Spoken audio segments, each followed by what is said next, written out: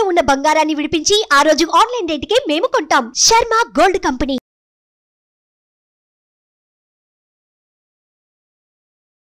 నమస్తే, welcome to Suman TV. నేను మీ యామ్ని.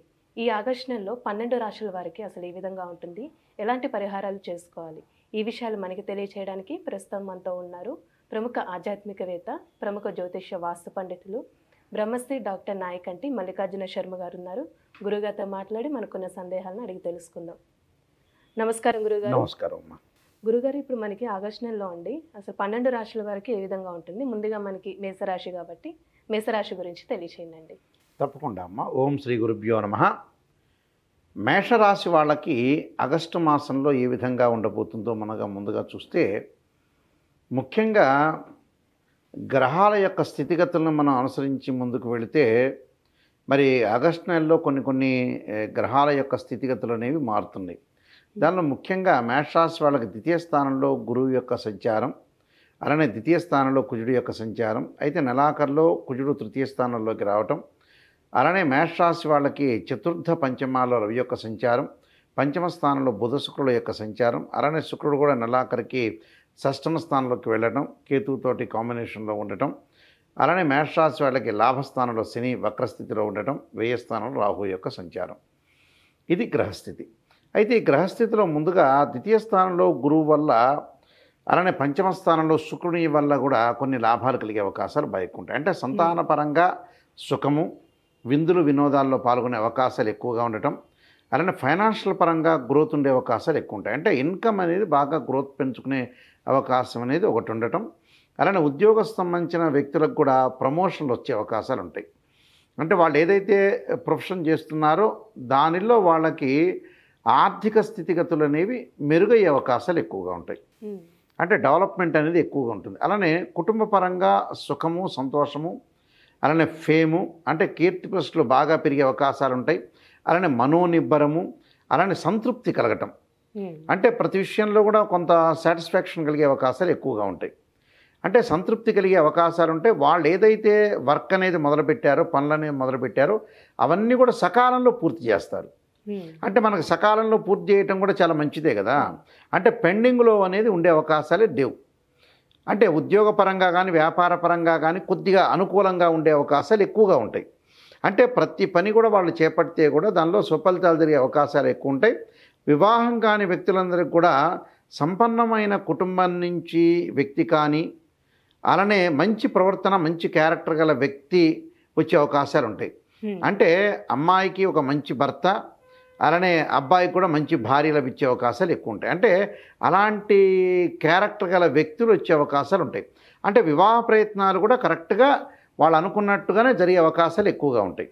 అంటే వివాహ సంబంధించిన విషయాలు, శుభ కార్యక్రమాల్లో పాల్గొనే అవకాశాలు అన్నిట్లా, అంటే సర్వత్రా విజయం లభించే అవకాశాలు ఎక్కువ ఉంటాయి. అలానే వ్యాపారం యందు లాభాలు, అంటే ఏదైతే వాళ్ళు బిజినెస్ చేస్తుంటారో పీపుల్, ఆ బిజినెస్ వాళ్ళందరికీ కూడా మంచి ప్రాఫిట్స్ వచ్చే అవకాశాలు ఎక్కువ ఉంటాయి.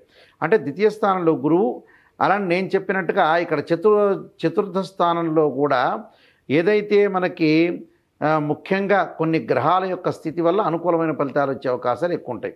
అంటే పంచమ స్థానంలో శుక్రుడి వల్ల కూడా మంచి లాభాలు కలుగుతాయి. దానితో పాటు శుభ కార్యక్రమాలు చేయటం, అక్కచెల్లెల మధ్యలో, అన్నదమ్ముల మధ్యలో ఆత్మీయత బాగా పెరగటం, అలానే సమయానికి భోజనం చేయటం, నూతన వస్తువులు కొనుగోలు చేయటం, నూతన వస్తువులు కూడా వీళ్ళకి రావటం ఒకటి, అలానే వస్తు వాహనాలు కొనుగోలు చేయటం, అంటే వాహన సౌఖ్యం కలుగుతుంది. అంటే లగ్జరీగా ప్రయాణం చేసే అవకాశాలు ఎక్కువ ఉంటాయి. వెహికల్లో కూడా కొనుగోలు చేసే అవకాశం ఉంటాయి. అంటే పర్చేజ్ చేసే అవకాశం డెఫినెట్లీ ఉంటుంది. అంటే వస్తు కొనుగోలు చేస్తారు. అలానే వ్యక్తుల యొక్క పరిచయాలు, అంటే ఎమినెంట్ స్కాలర్స్తో మనకు పరిచయాలు బాగా పెరగటం వల్ల కూడా వాళ్ళకు కొన్ని ప్రాఫిట్స్ వచ్చే అవకాశం డెఫినెట్లీ ఉంటుంది. దానితో పాటు ఉద్యోగంలో చేస్తున్న పదోన్నతి, అంటే జస్ట్ ప్రమోషన్స్ వచ్చే అవకాశాలు ఎక్కువ ఉంటాయి ఎంప్లాయ్మెంట్ వాళ్ళకి అందరికీ కూడా. అలానే విద్యార్థులకి మంచి ఫలితాలు, వాళ్ళు ఏదైతే ఉంటారో పోటీ పరీక్షల్లో కాకుండా చదువు పట్ల ఆసక్తి బాగా పెరుగుతుంది. అంటే నేను డెవలప్మెంట్ చెందాలి, బాగా పెరిగే అవకాశాలు, అంటే విద్యార్థులకి చదువు పట్ల మంచి అవగాహన ఏర్పడే అవకాశాలు ఎక్కువగా ఉంటాయి. అలానే సుఖ సంతోషాలతో ఉంటాం. వృత్తి ఉద్యోగ రంగాల్లో చేసిన వాళ్ళందరికీ కూడా అద్భుతమైన లాభాలు వచ్చే అవకాశాలు ఖచ్చితంగా ఉంటాయి. అంటే సుఖ సంతోషం కలిగే అవకాశాలు ఉంటాయి. అయితే ఇక్కడ ఆగ్రహాలే కాకుండా ప్లానెట్సే కాకుండా చతుర్థ పంచమాల్లో రవి యొక్క ప్రభావం కూడా ఉంటుంది. ఇక్కడ చతుర్థ పంచమాలో రవి యొక్క ప్రభావం వల్ల ఆరోగ్యం పట్ల కొంత శ్రద్ధ పెట్టాలి. అంటే హెల్త్ పరంగా ఉండే, అంటే అంత ఆందోళన చెందాల్సిన పని లేదు, కానీ వాళ్ళు డిప్రెషన్లోకి వెళ్తుంటారు మానసికంగా, సైకలాజికల్గా. అంత ఆందోళన చెందాల్సిన పని లేదు. కొంత నమ్మకమైన వ్యక్తులను మాత్రమే నమ్మాలి. నమ్మక ద్రోహం జరిగే అవకాశాలు ఉంటాయి. శత్రువుల వల్ల కొంత భయం కలిగే అవకాశాలు ఉంటాయి. ఏదో కొంతమంది ఎమినీస్ ఉంటారు, మనకి వాళ్ళ వల్ల భయం కలిగే అవకాశాలు, అలాంటి వాళ్ళని మనం దూరం పెట్టాలి. కుటుంబంలో, ఫ్యామిలీలో పరస్పరంగా లవ్ అట్రాక్షన్, పరస్పర ప్రేమ పెరిగే అవకాశాలు ఎక్కువ ఉంటాయి. అలానే ఇక్కడ పంచమంలో బుధుడి వల్ల కూడా గ్యాస్ట్రిక్ సంబంధించిన సమస్యలు, పైత్య సంబంధమైన వ్యాధులు, అంటే వామిటింగ్స్ కావటం, కరెక్ట్ జీర్ణాశయం కరెక్ట్గా లేకపోవటం, అంటే ఈ అకారణంగా కొన్ని కలహాలు కూడా వస్తూ ఉంటాయి. తీవ్రమైన ఉష్ణ సంబంధమైన రోగాలు, దాంతోపాటు స్కిన్ సంబంధించిన ఎలర్జీ రాకుండా చూసుకోవాలి వీళ్ళు. అలానే ఇక్కడ ద్వితీయ స్థానంలో కుజుడు, తృతీయ స్థానంలో కుజుడు, అంటే ద్వితీయ స్థానంలో కుజుడు దాదాపు అప్రాక్సిమేట్లీ 25 వరకు ఉంటారు ఆగస్టులో. దానివల్ల ఏంటంటే దుష్టులతో సహవాసము, ప్రమాదాలు జరగకుండా చూసుకోవాలి. అంటే మనం ప్రయాణం చేసేటప్పుడు ప్రయాణాల్లో కొంత ప్రాబ్లమ్స్ లేకుండా చూసుకోవడం మంచిది. అలానే తృతీయ స్థానంలో కుజుడు వస్తే భూ సంబంధమైన వ్యవహారాలు, అంటే నెలాఖరికి కుజుడు యొక్క బాగుంటాడు, అంటే 25th నుంచి కుజుడు యొక్క సంచారం బాగుంటుంది వీళ్ళకి. అప్పుడు 25వ తారీఖు నుంచి భూములు కొనుగోలు చేయటం, భూ సంబంధించిన వ్యవహారాలు, అన్నదమ్ముల మధ్యలో సఖ్యత, కోర్టు సమస్యలు పరిష్కారం జరిగే అవకాశాలు ఎక్కువగా ఉంటాయి. కాబట్టి కుజగ్రహం అనేది తృతీయ స్థానంలోకి వస్తే చాలా మంచిది. దాంతోపాటు వృత్తి, ఉద్యోగ, వ్యాపార రంగాల్లో కూడా విశేషమైన కృషి చేయటం, అలానే స్నేహితులతోటి, తోటివారితో, తల్లిదండ్రులతో అవగాహన లోపం లేకుండా సమస్యల్ని పూర్తి చేసుకోవాలి. అంటే అవగాహన ఎవరితోటి కూడా, ఆ అవగాహన అనేది చాలా ముఖ్యం. అంటే అవగాహన రాహిత్యం అంటారు. అంటే అవగాహన అనేది చాలా ముఖ్యం. కాబట్టి అవగాహనతో మాట్లాడటం మంచి ఉండాలి, అవగాహన లేకుండా మాట్లాడకూడదు. అంటే లౌకిక విధానం ఉండాలి. పని భారం ఎక్కువ అవుతుంది, ఎక్కువగా మానసికంగా ఒత్తిడయ్యే అవకాశాలు ఉంటాయి. వృత్తి, ఉద్యోగ విషయాల్లో కూడా అనుకోకుండా మార్పులు జరిగే అవకాశాలు ఉంటాయి. అలానే శత్రువు కూడా వృద్ధిలో పెరిగే అవకాశాలు ఉంటాయి. సంతాన సమస్యలు రాకుండా కాపాడుకోవాలి. అయితే ఏంటంటే వీళ్ళకి నెలాఖరికి సంతాన సమస్యలు తొలగే అవకాశాలు ఎక్కువగా ఉంటాయి. ఇప్పుడు కోర్టు సమస్యలు ఉన్న వాళ్ళకి ఏ విధంగా ఉండొచ్చు? కోర్టు సమస్యలు ఉన్న 25 తారీఖు వరకే కోర్టు సమస్యలు ఉంటాయి. ఆ తర్వాత కోర్టు సమస్యలు వారికి పరిష్కరింపబడతాయి. అంటే శత్రువుల ద్వారా కొంత డబ్బులు వచ్చే అవకాశాలు ఉంటాయి. ఆర్థిక పరంగా బాగుంటుంది వాళ్ళకి. అలా నేత్ర సంబంధమైన వ్యాధులు, అంటే కంటికి సంబంధించిన గ్లూకోమా కానీ, అలానే రెటీనా సంబంధించిన ప్రాబ్లమ్స్, అంటే శుక్లాలకు సంబంధించిన విషయాల్లో కొద్దిగా జాగ్రత్త ఉండాలి.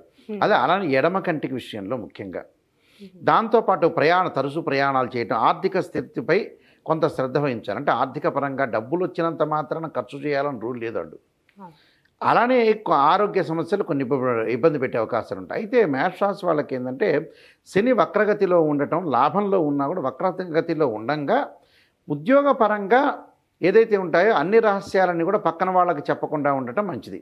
అంటే దశమ స్థానం యొక్క ప్రభావం చూపిస్తుంటుంది. అంటే వక్రస్థితిలో కుంభరాశిలో ఉన్నా కూడా దాని యొక్క స్థాన ప్రభావం చూసే అవకాశాలు ఉంటాయి. కాబట్టి వాళ్ళు కొద్దిగా జాగ్రత్త ఉండాలి. విదేశాలకు వెళ్ళే అవకాశాలు కొన్ని రావటము, కొన్ని వెనక్కి వెళ్ళిపోయే అవకాశాలు ఎక్కువ ఉంటాయి. అయితే కొన్ని అనుకూలమైన ఫలితాలు ఎక్కువగా జరిగే అవకాశాలు ఉంటాయి. కాబట్టి కొన్ని పరిహారాలు చేసుకొని ముందుకు వెళ్ళటం అనేది చాలా మంచిది. అంటే ఎలాంటి పరిహారం చేసుకోవాలండి?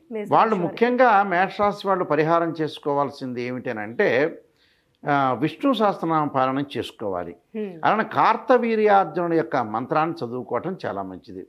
అలానే గణపతి యొక్క ఆరాధన, అంటే అమ్మవారి యొక్క ఆరాధన కూడా చేసుకోవచ్చు.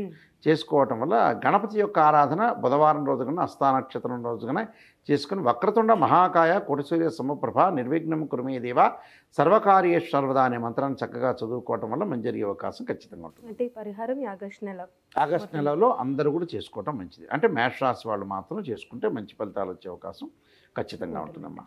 మంచి పరిహారం తెలియజేశారండి, ధన్యవాదాలు. నమస్కారం అండి. సుమన్ టీవీలో మీ పర్సనల్ అండ్ బిజినెస్ ప్రమోషన్స్ కోసం కింది నెంబర్కి కాంటాక్ట్ చేయండి.